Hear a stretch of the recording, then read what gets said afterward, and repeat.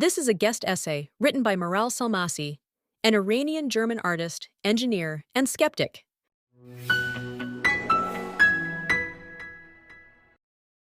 European governments are walking a tightrope over an active volcano. After decades of importing tribal, theocratic, and anti-Semitic ideologies, our societies have fragmented in ways we haven't seen since the Second World War.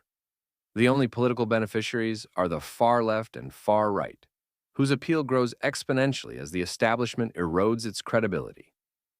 At the heart of this breakdown lies a uniquely European neurosis, post-World War II guilt, and its ideological offspring, neo-universalism. Made in Germany, this moral and psychological phenomenon is the source of Europe's refusal to deal honestly with Islamic extremism and uncontrolled migration and defend its own cultural identity. Germany has long been a crucible of powerful ideological systems, some brilliant, others catastrophic. One must understand the German need for predictability, moral order, and system building to understand its post-war mindset. This national character has produced both Beethoven and bureaucratic genocide. When ideas take hold in the German mind, they're rarely moderate. They are developed with rigorous precision, often to their logical and illogical extremes. Calvinism and Lutheranism, though born in Wittenberg and Geneva, both took deep root in German soil. These traditions embedded notions of moral rigor, predestination, and an inseparable relationship between divine order and political authority. Centuries later, we see echoes of these traits in ideologies like Nazism, with its twisted sense of moral destiny, and Marxist communism, conceived by another German thinker, Karl Marx. Today's neo-universalism, which tries to erase all differences in the name of equality, is merely the latest chapter, an eerie mirror image of old German universalism.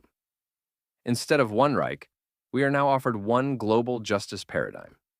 Each new ideology emerges as a quote-unquote corrective to the last, but always with a new blind spot, a new form of moral arrogance, and a new potential for destruction. In Escape from Freedom, German Jewish psychologist Erich Fromm traced the authoritarian personality back to Protestant roots and argued that Lutheranism and Calvinism planted the psychological seeds for fascism. An all-powerful God, predestination, and the individual's desperate need for external validation in a chaotic world provided fertile ground. These movements stripped away the comforting rituals of Catholicism, leaving individuals alone with their guilt, anxious, morally isolated, and primed to seek relief in authority. The fascist state became a psychological surrogate, a new father figure offering certainty and moral clarity. Nazism, then, was not a historical accident, but a culmination of a long ideological arc. After the collapse of Nazi Germany, the pendulum violently swung back toward socialism and, later, postmodernism. Postmodernism became popular just as the West had started confronting its past demons. Where guilt had once been internalized through religious authority, it promised freedom through dissolution. No norms, judgment, or cultural superiority. This was, of course, irresistible to a culture desperate to escape its past. But instead of erasing guilt, postmodernism outsourced it, replacing repentance through truth with penance through relativism. If all cultures are equal, none can be blamed. If all truths are subjective, none can be defended. If all identities are fluid, then national identity becomes outdated and dangerous. In this moral vacuum, neo-universalism emerged as a secular religion. It promised redemption through openness, diversity, and supranational governance. Its creed was simple: welcome the other, no matter the cost to yourself.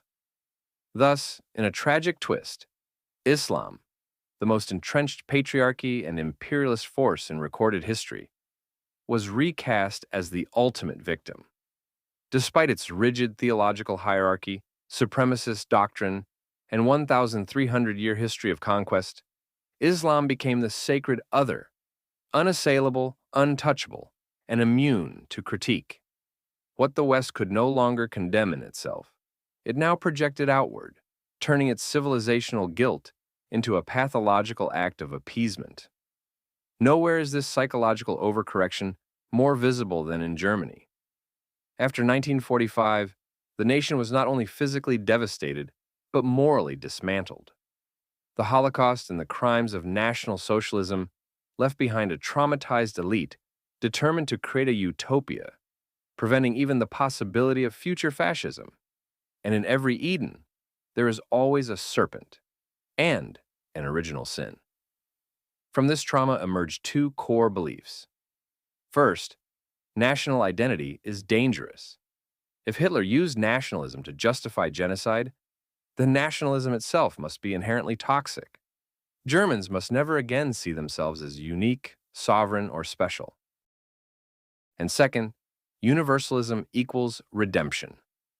The cure for nationalist evil was to dissolve identity altogether through openness, cosmopolitanism, human rights, and integration into supranational structures like the European Union and the United Nations. This worldview became a civil religion, complete with its metaphysics. The original sin turned into colonialism, racism, and the Holocaust. Saints turned into refugees, migrants, minorities. Heretics turned into patriots, critics of Islam, and defenders of Western values. Dogma turned into equality, multiculturalism, and inclusivity. An Inquisition turned into media shaming and cancel culture. This doctrine fundamentally ties moral redemption to welcoming the other, at any cost. Germany is no longer post-national. It is anti-national by design. Its education system, constitution, and public rituals are tailored to curb pride, promote shame, and sacralize diversity. The state's leaders speak less of Germanness than European responsibility, global justice, or welcoming culture. The very concept of a cohesive national identity is treated with suspicion, if not outright disdain. This deep cultural aversion to national identity in Germany finds an unlikely ideological mirror in Islam, a political theological system that has governed Islamic empires for centuries. Islam, in its original form, is a supranational project. It denies national allegiances and favors a global ummah, the community of believers governed by divine law, Sharia, not local custom, secular authority, or ethnic tradition. While Germany sacrifices nationalism to avoid the repetition of fascism, Islam rejects nationalism as heresy against divine unity. In both cases, the nation-state is delegitimized. In Germany, it is a moral hazard. In Islam, it is a theological obstacle. Where Germany seeks redemption through cosmopolitanism, Islam claims authority through divine universalism. Yet both frameworks erase the idea of national self-determination and demand submission to a higher abstract moral order, whether that be global humanity or the will of Allah. This is not to say Germany has converted to Islam, but instead that it has created the perfect ideological climate in which Islamism can thrive. The German state has become so allergic to its own identity that it now prefers the presence of anti-nationalist Islam to the resurgence of native cohesion. In this way, post-World War II guilt and Islamist ideology don't collide. They converge, creating a power vacuum in which European values are not just eroded, but systematically replaced. In this moral paradigm, Islam is not treated like any other ideology. It is post-colonial, marginalized, non-Western, forever framed as a victim rather than an agent. But this could not be further from the truth. Islam is more than a religion. It is a patriarchal civilizational system, a theocratic legal code, and one of history's most enduring imperialist forces.